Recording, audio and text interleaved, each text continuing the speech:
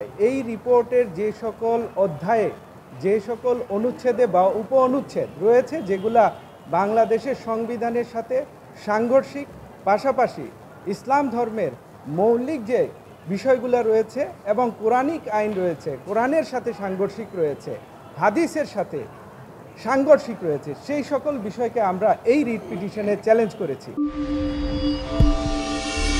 আপনারা সবাই জানেন ইতিমধ্যে ইন্টারিম গভর্নমেন্টের অধীনে নারী সংস্কার কমিশন নামে একটা কমিশন গঠন করা হয়েছে। এই নারী কমিশন গঠন করার প্রেক্ষিতে তারা একটা রিপোর্ট জমা দিয়েছেন এবং এই রিপোর্টটি 318 পেজ বিশিষ্ট। এই রিপোর্টে সকল অংশকে আমরা চ্যালেঞ্জ করি নাই। এই রিপোর্টের যে সকল অধ্যায়ে যে সকল অনুচ্ছেদে বা উপ অনুচ্ছেদ রয়েছে যেগুলা বাংলাদেশের সংবিধানের সাথে সাংঘর্ষিক, পাশাপাশি ইসলাম ধর্মের মৌলিক যে বিষয়গুলো রয়েছে এবং কোরআনিক আইন রয়েছে, কোরআনের সাথে সাংঘর্ষিক রয়েছে, হাদিসের সাথে সাংঘর্ষিক রয়েছে, সেই সকল বিষয়কে আমরা এই রিট পিটিশনে চ্যালেঞ্জ করেছি। এর মধ্যে একটা ইস্যু হচ্ছে, দেখা গেছে এই সংস্কার কমিশনের রিপোর্টে তৃতীয় অধ্যায়ে একটা বিষয় উত্থাপন করা হয়েছে যেন বহু বিবাহ বন্ধ করা হয়, আইন করে যেন বহু বিবাহ বন্ধ করা হয়। আমরা যদি দেখি ইসলামিক আইনের সাথে এটা কন্ট্রাডিকশন।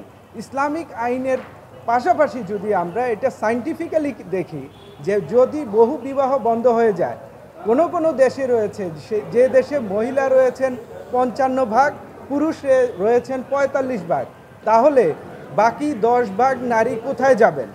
এটা সাধারণত নর্মাল সেন্সেই এটা ইমপ্র্যাকটিকেবল, যেটা আমাদের সূরা নিসাতে বর্ণিত রয়েছে সেটার সাথে সেটা পুরোপুরি সাংঘর্ষিক।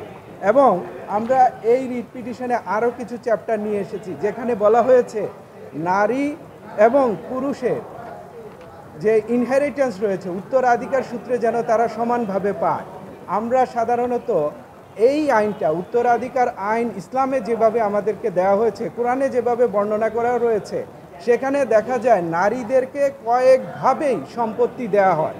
এখানে শুধু একটা বিষয় আনা হয়েছে, ভাই বোনের ক্ষেত্রে অর্ধেক পাবেন, কিন্তু বাকি যে সকল আইন রয়েছে, বাকি যে সকল ক্ষেত্রে নারীরা আরও বেশি ক্ষেত্রে সম্পত্তি পান, এই বিষয়গুলা এই সংস্কার কমিশন বুঝতে ভুল করেছেন এবং এটা একটা একপেশে হয়ে গেছে, যার প্রেক্ষিতে আমরা মনে করেছি সংবিধানের সাথে, কোরআনের সাথে, হাদিসের সাথে সম্পূর্ণ সাংঘর্ষিক যে সকল অনুচ্ছেদ রয়েছে সেই সকল অনুচ্ছেদকে কেন অসাংবিধানিক ঘোষণা করা হবে না এবং এইগুলাকে কেন বাতিল করা হবে না, এই বিষয়ে চেয়ে আমরা রিট পিটিশন দায়ের করেছি।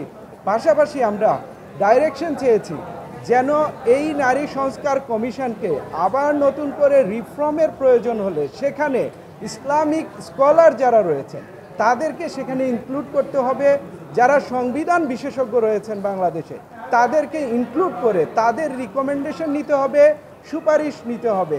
এই নারী সংস্কার কমিশনের রিপোর্টে আরও কিছু বলা হয়েছে যে বর্তমান ইন্টারিম গভর্নমেন্টের পিরিয়ডে কিছু কিছু বিষয়কে বাস্তবায়ন করতে হবে। সেই জায়গায় আমাদের আপত্তি রয়েছে যে যদি এই সংস্কার কমিশনের ইসলামিক স্কলার পাশাপাশি সংবিধান বিশেষজ্ঞ এবং যারা সাধারণ নাগরিক রয়েছেন তাদের রিপ্রেজেন্টেশন না নিয়ে, তাদের মতামত না থাকার প্রেক্ষিতেই কিন্তু এই সমস্যাগুলোর উৎপত্তি হয়েছে। এরকম আরও বেশ কিছু অনুচ্ছেদ এখানে রয়েছে। নারীদেরকে এখানে সেক্স ওয়ার্কার হিসেবে চিহ্নিত করে এইটাকে পেশা হিসেবে তুলে ধরার জন্য এই কমিশনে সুপারিশ করেছেন, যেটা নারীদের প্রতি অসম্মান করা হয়েছে আমরা মনে করি। একটা নারী সংস্কার কমিশন নারীদেরকে এইভাবে কিভাবে অসম্মান করতে পারেন সেই বিষয়গুলোকে সেটেল করার জন্য আমাদের সমাজে যারা উচ্চ পর্যায়ে রয়েছেন, যারা বিশেষজ্ঞ রয়েছেন, তাদেরকে এই রিফর্ম কমিটিতে নিয়ে আসতে হবে এবং যে সকল বিষয় সংবিধান এবং কোরআনিক আইন এবং হাদিসের সাথে সাংঘর্ষিক রয়েছেন সেই বিষয়গুলোকে স্টে রাখার জন্য আমরা রিট পিটিশনে আবেদন করেছি। আমরা এই রিট পিটিশনটা দায়ের করেছি। আশা করছি আমরা আগামী কিছুদিনের মধ্যে বা আমরা চেষ্টা করব আগামীকালের মধ্যেই যেন এই জাতীয় গুরুত্বপূর্ণ রিট পিটিশনটা যেন শুনানি করা হয়। আমরা এই রিট পিটিশনটি জমা দিয়েছি honourable madam justice Fatema Najib এবং honourable justice mister Mahmudur Rahman Al Razi ওনার প্রতি।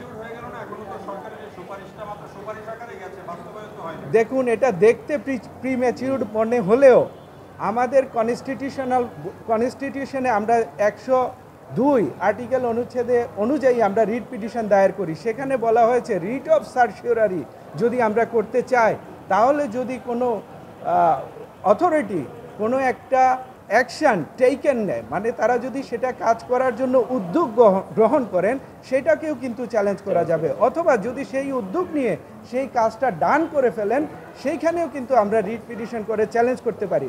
এখানে যে বিষয়গুলো চলে এসেছে, এটা অলরেডি একটা উদ্যোগ ডান হয়ে গেছে। সেখানে কিন্তু বলা হয়েছে কিছুদিনের মধ্যে এগুলা হয়তো বাস্তবায়নে চলে যাবে। তো যদি এই সংস্কার কমিশনের এই রিপোর্টগুলোকে এই মুহূর্তে ঠিক না করা হয়, তাহলে কিন্তু এর জটিলতা বাড়তে থাকবে। পাশাপাশি এই রিট পিটিশনের আরেকটা ইস্যু হচ্ছে, এটা জাতীয় সেন্টিমেন্টের বিষয় রয়েছে।